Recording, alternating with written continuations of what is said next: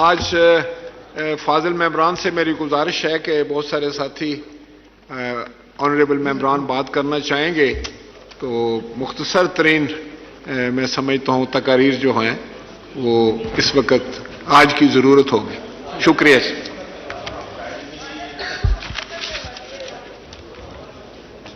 बिस्मिल्लाहिर्रहमानिर्रहीम। शुक्रिया जनाब स्पीकर। जनाब स्पीकर, मैं आपकी सजेशन की जो है वो तायीद करूँगा कि कुछ सिर्फ कोई बड़ी ज़रूरी जो है वो काम हो तो वो हम अंडरटेक करें। अदरवाइज मेरा ख्याल है कि अपने जज्बात का इजहार जो है मेंबरान को जो है वो करने की जो है आप मौका फराहम करें।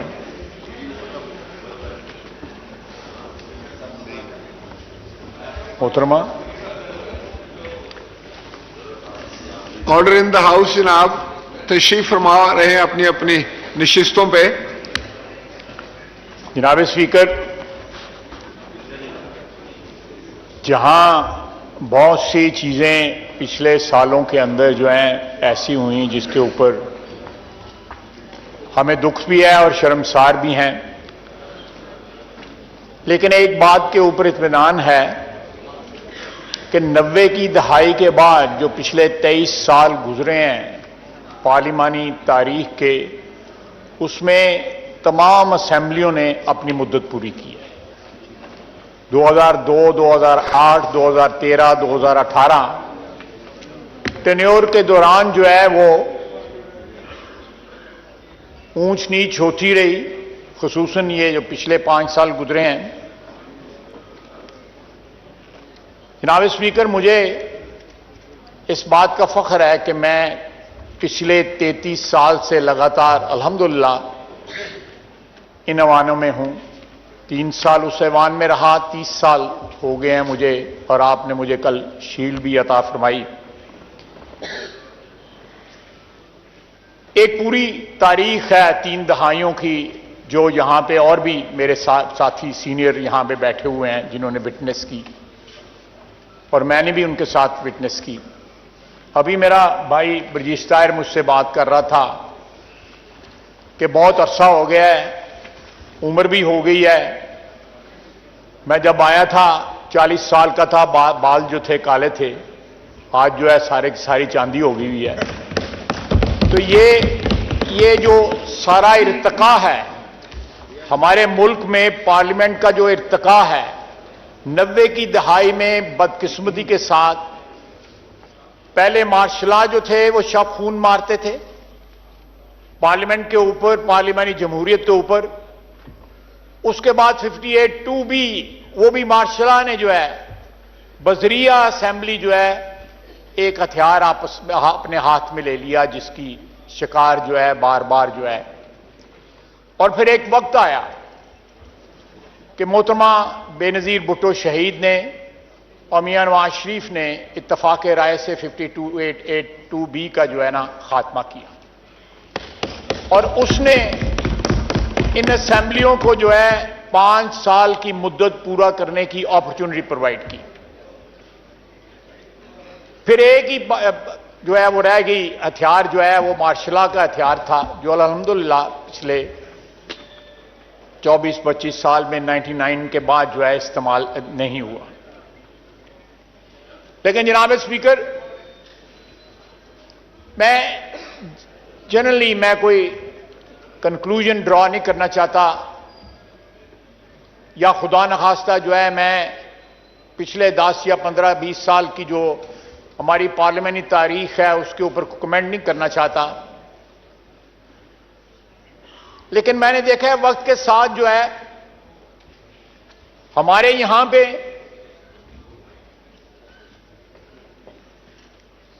पार्लियामेंट्री जो नॉर्म्स हैं वो आहिस्ता आहिस्ता जो है ना उनका एहतराम जो है वो डिल्यूट होना शुरू हो गया।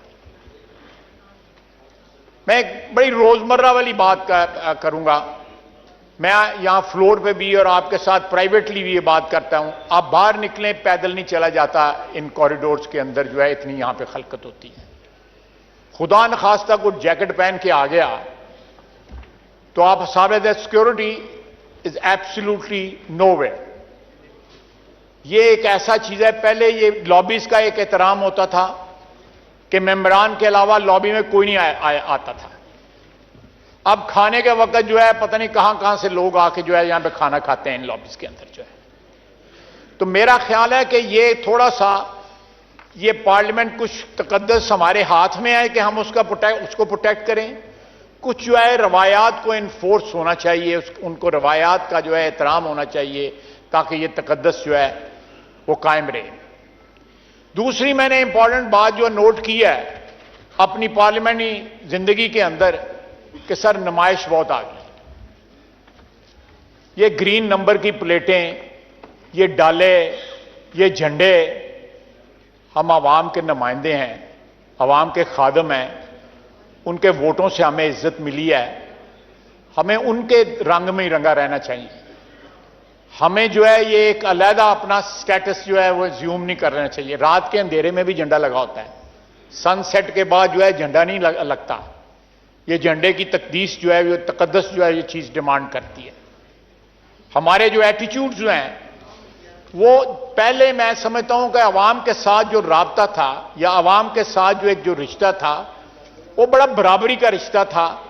अब हमारे यहां पे जो रिश्ता है उसमें बहुत सी ऐसी चीजें आ गई हैं जो हम उनसे जरा थोड़ा सा एलिवेटेड एक उसके ऊपर जो है स्टेज के ऊपर या एक एलिवेटेड प्लान के ऊपर जो है ना समझते हैं कि हम खड़े हैं।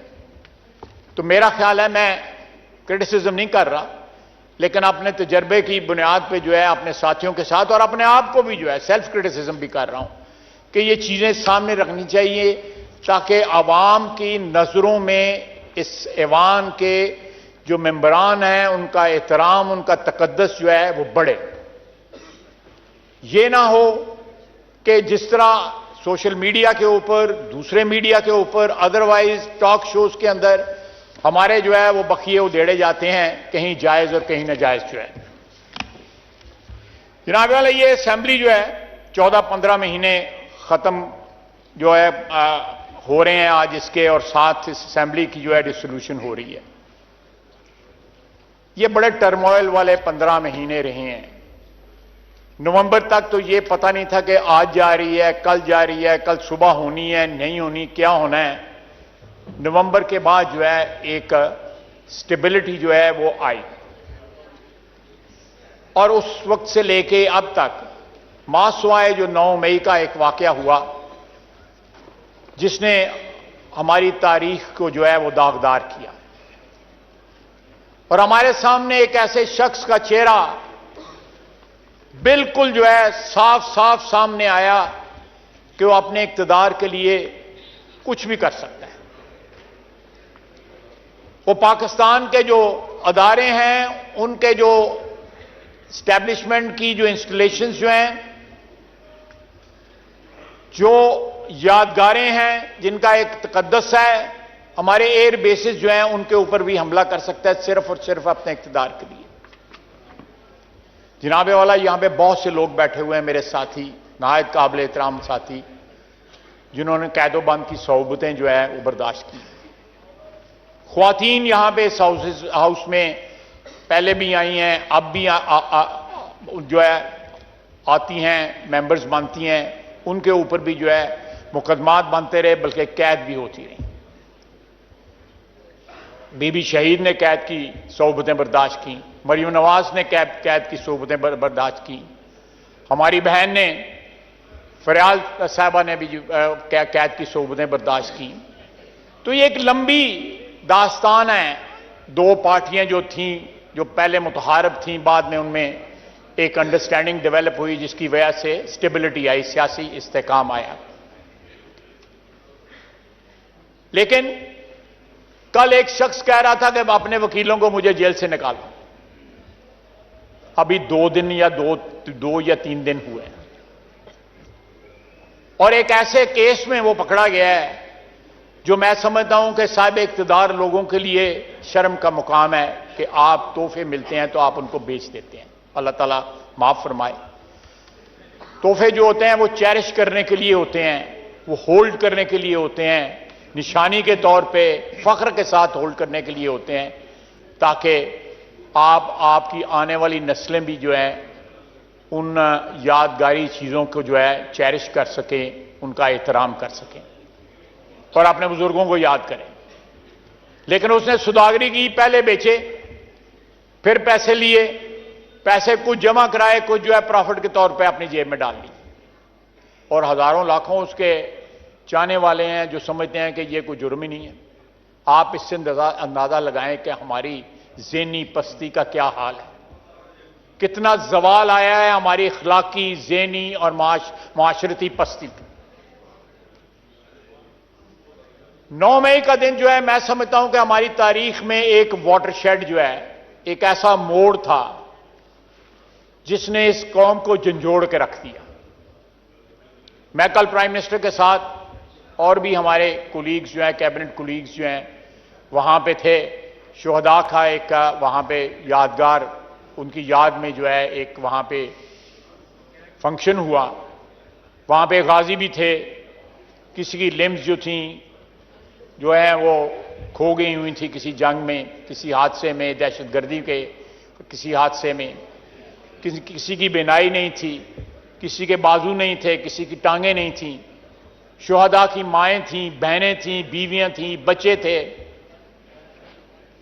जो कौमें अपने मौसनों को याद नहीं रखती, वो कौमें जो है मिट जाती हैं सफा हस्ती से, तारीख उनको बुला देती है। ये लोग हमारे मौसन हैं, ये लोग जो हमारे सरहदों की हिफाजत करते हैं, बर्फों में, रेगिस्तानों में, पहाड़ों पे दहशतगर्दी की जंग आज भी जारी है। दुख के साथ कहता हूं कि 30-40 साल हमारे वतन ने जो है अफगानिस्तान में इन्वेस्ट किए, और हमें आज उसके बदले में क्या मिल रहा है? दहशतगर्दी का तोहफा।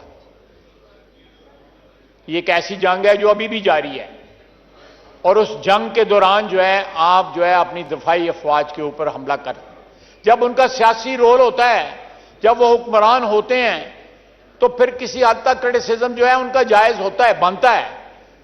लेकिन इस दौरान, हालत जंग के दौरान जो है, जो पीटीआई ने 9 मई को जो कुछ किया, जितनी भी उसकी मजम्मत की जाए कम है।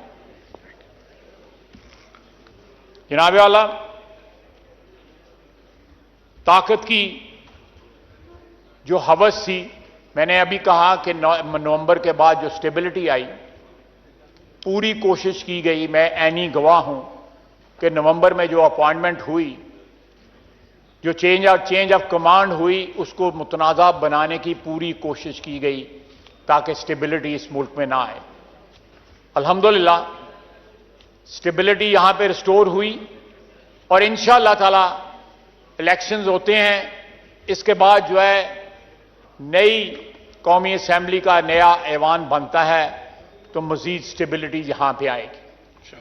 और ये जो गूमगू की कैफियत है, जो एक ऐसी कैफियत है कि जो कैफियत जो हमें ना सिर्फ माशी तौर पे बल्कि माशरती तौर पे, इखलाकी तौर पे, ये कैफियत जो है हमें जो है वो order in the house please. आपस में ऊंची आवाज से अगर आप बात करेंगे तो जो ऑनरेबल मेंबर के पास फ्लोर है वो डिस्टर्ब हो जाते हैं। तो आज तो हैप्पी एंडिंग करनी है, खुशगवार माहौल में, मेरा ख्याल है। तो ख्वाजा साहब से भी मैं गुजारिश करूंगा कि सियासी तकारीर तो हम करते रहते हैं, आज खुशगवार माहौल में बातचीत होनी चाहिए। जी तशरीफ रखिए।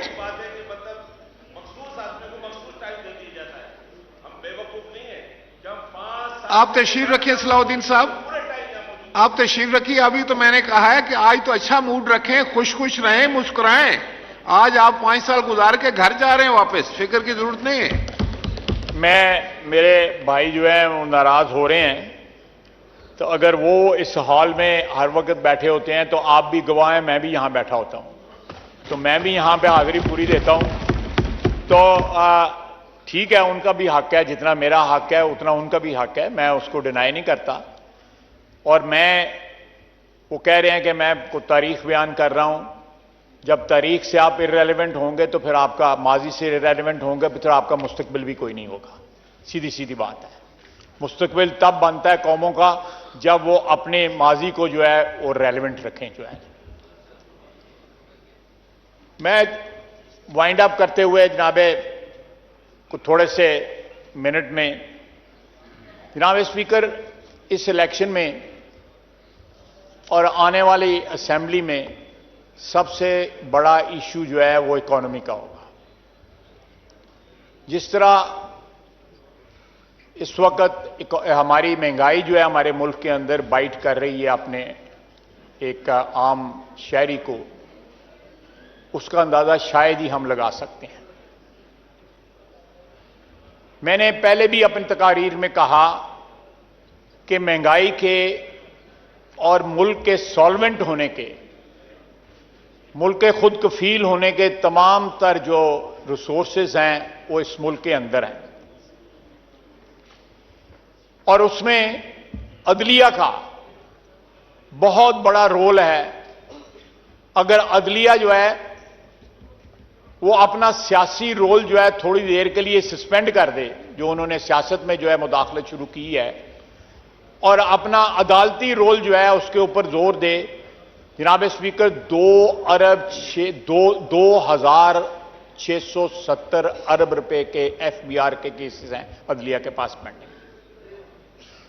2,670 अरब रुपए के। अगर इनमें से 50% भी जो अगर रिकवर हो जाए तो आपके पास जो है तकरीबन 6-7 अरब डॉलर जो है वो आ जाते हैं, लेकिन किसी की तवज्जो नहीं है उस तरफ।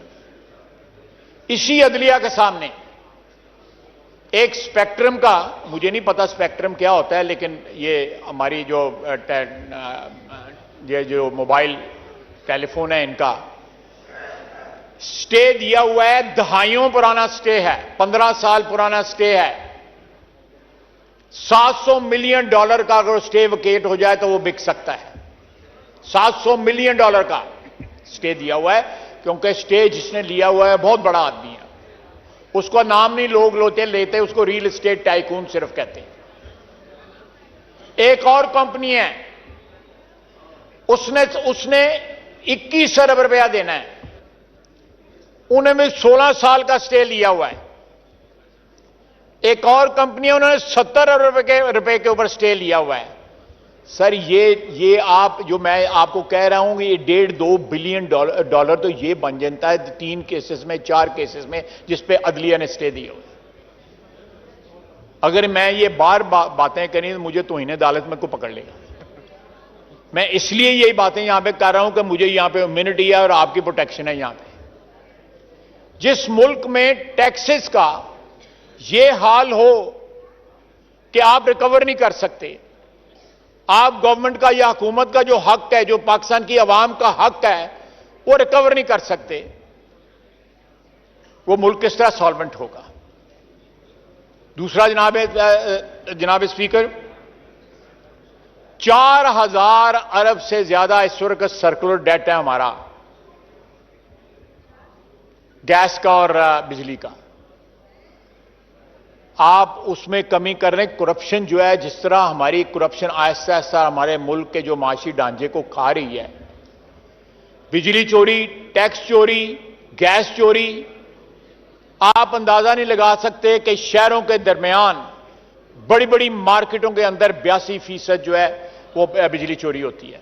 80% आप वजीर रहे हुए हैं इस महकमे के।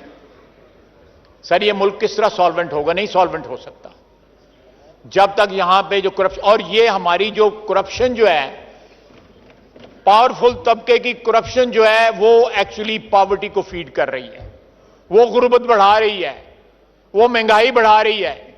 हमारे पास रिसोर्सेज फ्रॉम विदिन हैं, हमें किसी IMF की जरूरत नहीं है, किसी वर्ल्ड बैंक की जरूरत नहीं है, 1-1, 1.5, 2-2 बिलियन डॉलर के लिए। और जब हमारे मुकदमात जो हैं यहां पे कई सालों से, कई दहाइयों से अदालतों में जो है, मैं ये मसला सिर्फ इसलिए उसका जिक्र कर रहा हूं कि कम से कम हो सकता है कोई जज साहिबान जो है वो सुन लें और उनको थोड़ा बहुत जो है कोई आ जाए ख्याल कि पाकिस्तान जो है उसको माशी तौर पर उसका इस्तेहकाम जो है वो भी ज़रूरी चीज़ है। वो एक जज था, उसने डैम फंड इकट्ठा किया था, वो 10-12 अरब रुपया पता नहीं किधर है उनके पास। उसकी आज नेट प्रेजेंट वैल्यू क्या रह गई होगी पिछले 5-6 साल के अंदर या 7 साल के अंदर क्या रह गई होगी। उसकी कोई इन्वेस्टमेंट नहीं है, ना उस पर कोई रिटर्न है।